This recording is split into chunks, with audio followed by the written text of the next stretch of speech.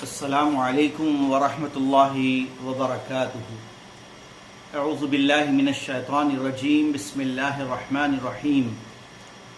محترم حضرات و خواتین، میں آج جس ٹاپک پر گفتگو کر رہا ہوں وہ بہت ہی اہم ہے، لہٰذا آپ اس ویڈیو کو آخر تک مکمل دیکھیے تو انشاءاللہ زندگی کے بہت سارے مسائل آپ کو سمجھ میں آئیں گے۔ زندگی میں رکاوٹیں، لگاتار جسمانی پریشانیاں، لگاتار روحانی ذہنی پریشانیاں، ڈراؤنے خواب، اور اس کے علاوہ آپ کو کیسے پتہ چلے گا کہ آپ پر جادو ہوا ہے یا آپ جادو کے شکار ہوئے ہیں۔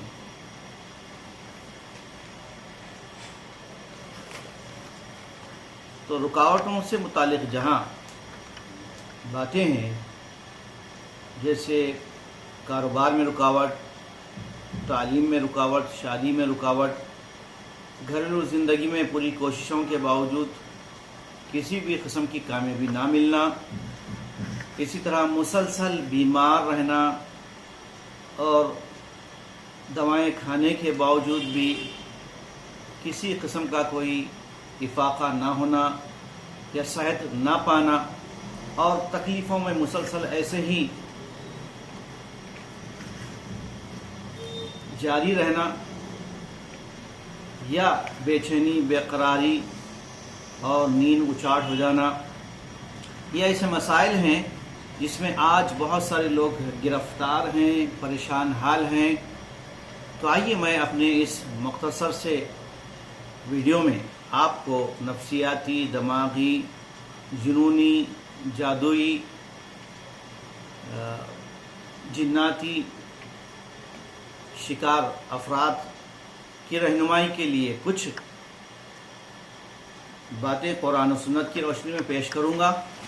امید کہ آپ حضرات میری ان باتوں کو غور سے سماعت کریں گے۔ یہ تو آپ جانتے ہیں کہ بیماری اور صحت اللہ تعالیٰ کی جانب سے ہے، اور بیماری کئی قسم کی ہوتی ہے۔ لوگ صرف بی پی، شوگر یا ہارٹ کا پرابلم یا جسمانی کوئی تکلیف ہی کو بیماری سمجھتے ہیں، اور اس کے لیے دوائیں کھاتے ہیں، ڈاکٹرز کے پاس جاتے ہیں۔ لیکن کچھ لوگ ایسے بھی ہیں جو روح کو لاحق ہونے والی بیماریوں کو بیماری نہیں سمجھتے، اس کو مانتے ہی نہیں، اور کچھ ایسے بھی ہیں جو شریعت کے ثابت شدہ امور کا انکار کرتے ہیں، جیسے نظر بد کا انکار کرتے ہیں، جادو کا انکار کرتے ہیں، جنات کا انکار کر دیتے ہیں، جبکہ یہ تمام چیزیں قرآن و سنت سے ثابت ہیں۔ اس لیے اس سلسلے میں آپ کی رہنمائی ضروری ہے۔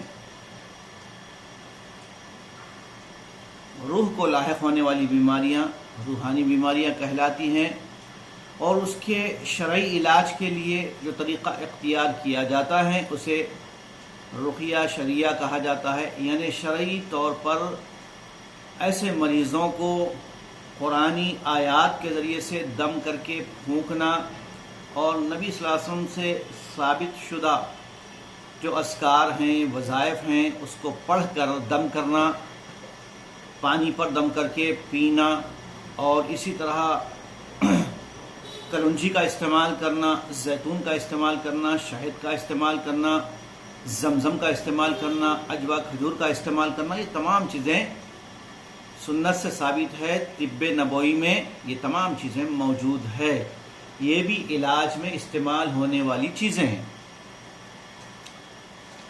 تو اس کے لیے جو شریعت کے اصول ہیں، یعنی اس علاج کے لیے، رقیہ شرعیہ کے علاج کے لیے، روحانی بیماریوں کے علاج کے لیے آپ کو 3 اصول اپنانے ہوں گے، 3 بنیادی اصول ہیں۔ سب سے پہلے آپ کو اللہ تعالیٰ کی تقدیر پر چاہے وہ اچھی ہو یا بری ہو، اس پر یقین ہونا چاہیے۔ اللہ کے نبی صلی اللہ علیہ وسلم نے فرمایا کہ جب تک بندہ تقدیر کے خیر و شر پر ایمان نہیں لائے گا وہ مومن نہیں ہو سکتا، اور جب تک وہ یہ نہ جان لے کہ جو مصیبت اس پر آئی ہے وہ تقدیر میں لکھا ہے، جو ٹلنے والا نہیں تھا، اور جو مصیبت اس سے ٹل گئی ہے وہ اسے بھی پہنچنے والی نہیں تھی، یہ ساری چیزیں تقدیر میں لکھی ہوئی ہے، اور آپ اور ہم نہیں جانتے کہ ہماری تقدیر میں کیا ہے، لیکن اس پر ایمان رکھنا ہوگا اور صبر سے کام لینا ہوگا اور شریعت پر چلنا ہوگا۔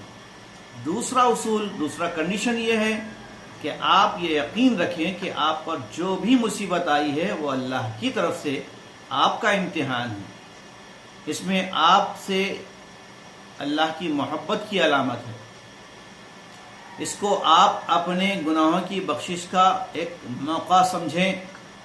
اللہ کے نبی صلی اللہ علیہ وسلم نے فرمایا کہ بے شک بڑا ثواب، بڑا اجر بڑی آزمائش کے ساتھ ہے، کیونکہ اللہ عز و جل جب کسی قوم سے، کسی شخص سے محبت کرتا ہے تو انہیں آزماتا ہے، امتحان میں ڈالتا ہے، مصیبتوں میں مبتلا کرتا ہے، اور جو شخص اس پر راضی ہو تو اسے اللہ کی رضامندی حاصل ہو جاتی ہے، اور جو ناراض ہو جائے یا ناراضگی کا اظہار کرے تو وہ اللہ کی ناراضگی کا مستحق ٹھہرتا ہے۔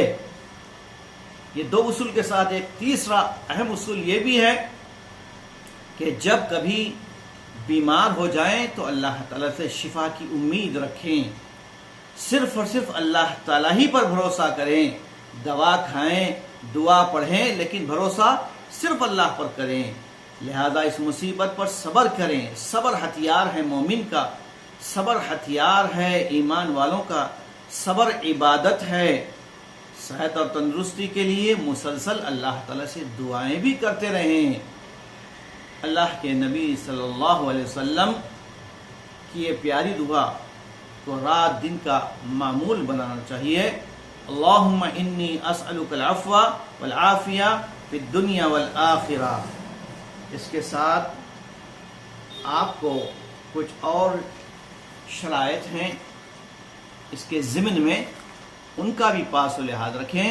سب سے پہلے اپنے عقیدے کو درست کریں، دل و دماغ میں یقین رکھیں کہ اللہ کے سوا کوئی شفا نہیں دے سکتا، اللہ کی ذات اکیلی ہے عبادت میں، اور سارے اختیارات اسی کے ہاتھ میں ہیں۔ ان اللہ علی کل شیء قدیر۔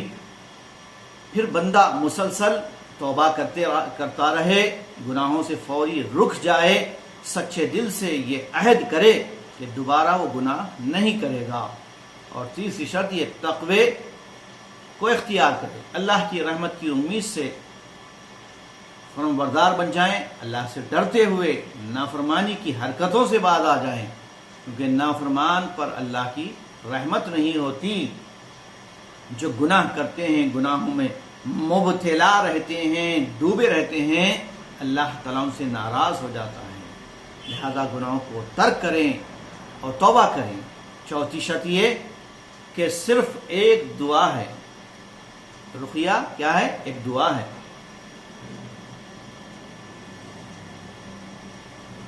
دل میں اللہ سے یہ دعا کرتے رہیں کہ قرآن مجید کی آیتوں کے ذریعے اللہ تعالیٰ ہم سے اس مصیبت کو دور کر دے گا۔ دیکھیے یہ ہے امید، یہ ہے اللہ تعالیٰ پر بھروسہ۔ اللہ پر آپ جتنی امید رکھیں گے اللہ تعالیٰ بھی ہم سے ویسے ہی معاملہ کرے گا۔ حسن ظن کرنے والوں پر اللہ مہربان ہوتا ہے۔ اور پانچویں شرط یہ ہے کہ یقین، صرف اللہ ہی شفا دے سکتا ہے۔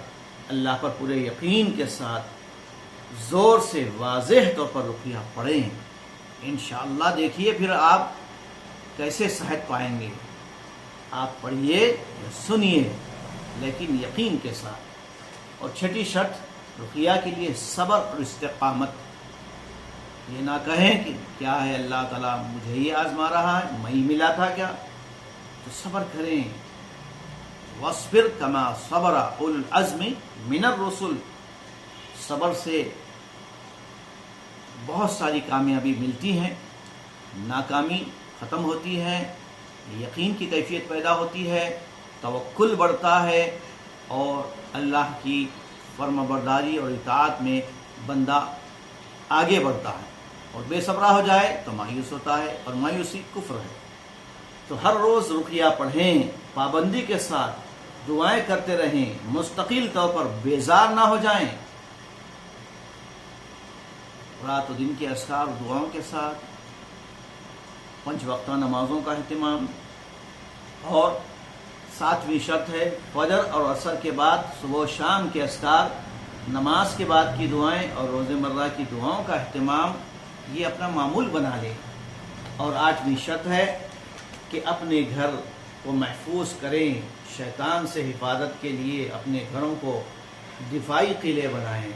یعنی گھر میں داخل ہوتے وقت، گھر سے نکلتے وقت کے اذکار، اور گھروں میں ناپاکی، گندگی اور جانور اور تصویریں، کتے، ایسی چیزیں نہیں ہونی چاہیے. میوزک نہیں ہونی چاہیے، اور حرام چیزیں گھروں میں نہیں ہونی چاہیے، اور تعویذیں نہیں لٹکانی چاہیے. اور اسی طرح گھروں میں کسی بھی قسم کی بےہودگی، بے حیائی اور عیانیت کے کام نہیں ہونی چاہیے. اور خاص طور سے سوشل میڈیا کی یہ گندگی آپ اپنے گھروں سے، اپنے بچوں سے، اپنے دل و دماغ سے نکال کر پھینکیں، اس کا صحیح استعمال کریں. اور 9ویں شرط کہ اپنے گھروں کو سنت کے طریقے پر اس طرح سنواریں کہ شیطان اس گھر میں اپنا بسیرا نہ بنائے، شیطان اس گھر میں رہنا پسند نہ کرے. اور سورۃ البقرہ کی تلاوت اور اذکار کا اہتمام، یہ تمام چیزیں انشاءاللہ آپ کے امراض کو ختم کرنے کا ذریعہ ہے. اس کے علاوہ اور بھی بہت ساری باتیں ہیں شریعت کی روشنی میں کہ آپ شیطان سے کیسا مقابلہ کریں گے. شیطان انسان کا ازلی دشمن ہے. اس کے لیے دعاؤں کا اہتمام، پاکی طہارت کا اہتمام، اللہ پہ توکل اور گناہوں سے اجتناب اور خیر کے کاموں میں سبقت لے جانا، آگے بڑھنا، دلوں کو کدورتوں سے، نفرتوں سے، بغض و عداوت سے، گندگیوں سے، غیبت چغلی سے پاک رکھنا. تو انشاءاللہ شیطان سے محفوظ رہیں گے. وحفظا من کل شیطان مارد. اور ان دعاؤں کو خاص طور سے آپ پڑھتے رہیں، خاص طور سے وہ مریض جو سحر زدہ ہیں اور جو لوگ جنات کے اثرات کے شکار ہیں. ان اللہ سیبطل فوقع الحق وبطل ما كانوا يعملون. ربی اعوذ بک من همزات الشیاطین واعوذ بک ربی ان یحضرون.